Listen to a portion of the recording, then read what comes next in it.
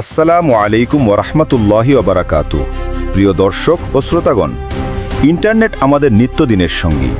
আপনারা কি জানেন এই ইন্টারনেট আবিষ্কারের পিছনে কি উদ্দেশ্য ছিল, আর এর আবিষ্কারের গল্পটি বা কী ছিল? আজকের আলোচনার বিষয় আমাদের আধুনিক জীবনের অপরিহার্য প্রযুক্তি ইন্টারনেট।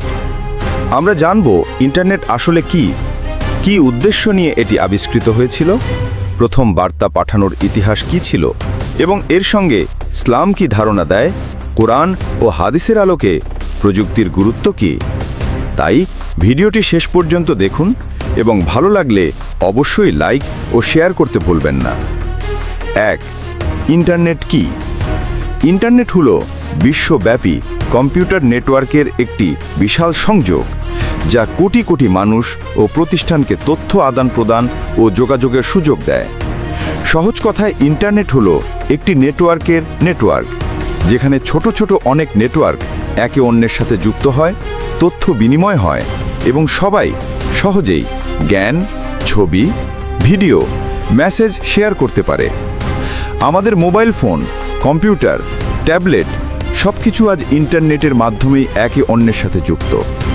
ইন্টারনেট ব্যবহার করে আমরা শিক্ষা, ব্যবসা, বিনোদন, সামাজিক যোগাযোগ, আর্থিক লেনদেন সহ বিভিন্ন কাজ করি। 2. ইন্টারনেট আবিষ্কারের উদ্দেশ্য। ইন্টারনেটের জন্ম হয় 1960-এর দশকে, কিন্তু এর ভাবনাটি ছিল অনেক আগের। 1960-70-এর দশকে ইন্টারনেটের ধারণা যেভাবে গড়ে উঠেছিল, সেটার পেছনে কয়েকটি প্রধান উদ্দেশ্য ছিল। মূলত এটি ছিল সামরিক, গবেষণাগত ও যোগাযোগের সমস্যা সমাধানের জন্য এটি নতুন মাধ্যম তৈরি করার চেষ্টা।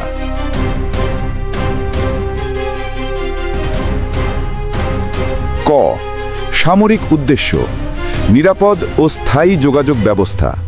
ঠান্ডা যুদ্ধের সময় যুক্তরাষ্ট্রের সামরিক বাহিনী উদ্বিগ্ন ছিল যে স্নায়ুযুদ্ধ বা পরমাণু হামলার সময় কেন্দ্রীয় কমান্ড সেন্টার ধ্বংস হলে তাদের কমান্ড ও যোগাযোগ ব্যবস্থা ধ্বংস হয়ে যাবে। তখনকার সেন্ট্রালাইজড কমিউনিকেশন, যেমন টেলিফোন লাইন ধ্বংস হলে পুরো নেটওয়ার্ক কাজ করা বন্ধ হয়ে যেত।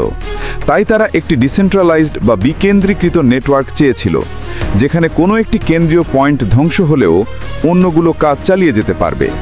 এর ফলে তাদের লক্ষ্য ছিল একটি প্যাকেট সুইচড নেটওয়ার্ক তৈরি করা, যা বিভিন্ন কম্পিউটার বা নোড একে অপরের সাথে তথ্য আদান প্রদান করতে পারবে এবং নেটওয়ার্কের কোনো একটি অংশ ধ্বংস হলেও যোগাযোগ অব্যাহত থাকবে। খ. গবেষণা ও তথ্য ভাগাভাগির উদ্দেশ্য। তখন বিভিন্ন বিশ্ববিদ্যালয় ও গবেষণা প্রতিষ্ঠানে আলাদা আলাদা কম্পিউটার সিস্টেম ছিল এবং সেগুলো পরস্পরের সাথে তথ্য আদান প্রদান করতে পারত না। তথ্য ও গবেষণার উন্নতির জন্য এই কম্পিউটারগুলোর মধ্যে সংযোগ এবং ডেটা শেয়ার করার সুযোগ তৈরি করতে ইন্টারনেটের ধারণা বিকাশ পায়। এভাবেই আরপানেট তৈরি হয়, যা মূলত যুক্তরাষ্ট্রের প্রতিরক্ষা দপ্তরের গবেষণার আওতায় তৈরি হয়েছিল, কিন্তু পরে একে বেসরকারি ও বাণিজ্যিক ব্যবহারের জন্য খোলা হয়। গ. যোগাযোগের গতি ও দক্ষতা বৃদ্ধি। তখনকার যোগাযোগ ব্যবস্থা, যেমন টেলিফোন, ধীর এবং কেন্দ্রীভূত ছিল। কম্পিউটারগুলোর মধ্যে দ্রুত ও নির্ভরযোগ্য তথ্য আদান প্রদানের মাধ্যমে গবেষণা, শিক্ষা ও সামরিক কাজে গতি আনতে ইন্টারনেটের বিকাশ জরুরি ছিল। ঘ. তথ্যের প্রসার ও সর্বজনীনতা। ইন্টারনেট আবিষ্কারের একটি আড়ম্বরপূর্ণ লক্ষ্য ছিল তথ্যকে গণমানুষের জন্য সহজলভ্য করা, অর্থাৎ বিশ্বের যে কোনো প্রান্ত থেকে যে কোনো ব্যক্তি দ্রুত তথ্য ও জ্ঞানের সাথে সংযুক্ত হতে পারবে, যা আধুনিক বিশ্বে এক বিপ্লব সৃষ্টি করেছে। 3. ইন্টারনেটের প্রথম বার্তার ইতিহাস। প্রেক্ষাপট: 1959 সালে আরপানেট নামে একটি প্রাথমিক নেটওয়ার্ক চালু হয়, যা ছিল ইন্টারনেটের পূর্বসূরি। এই নেটওয়ার্কের মাধ্যমে প্রথমবার কোনো কম্পিউটারের মধ্যে তথ্য আদান প্রদান করা হয়। প্রথম বার্তার ঘটনা, প্রথম যোগাযোগ হয়েছিল UCLA, university of California, Los Angeles এবং স্ট্যানফোর্ড রিসার্চ ইনস্টিটিউটের কম্পিউটারের মধ্যে। পরিকল্পনা ছিল লগ ইন শব্দটি পাঠানোর, যা একটি সাধারণ কম্পিউটার কমান্ড। ঘটনা: 1959 সালে 29 অক্টোবর UCLA থেকে স্ট্যানফোর্ডে লগ ইন শব্দটি পাঠানোর চেষ্টা করা হয়, কিন্তু পাঠানোর সময় প্রথম দুটি অক্ষর L ও O পাঠানোর পর সিস্টেম ক্র্যাশ বা ভুল হয়ে যায়।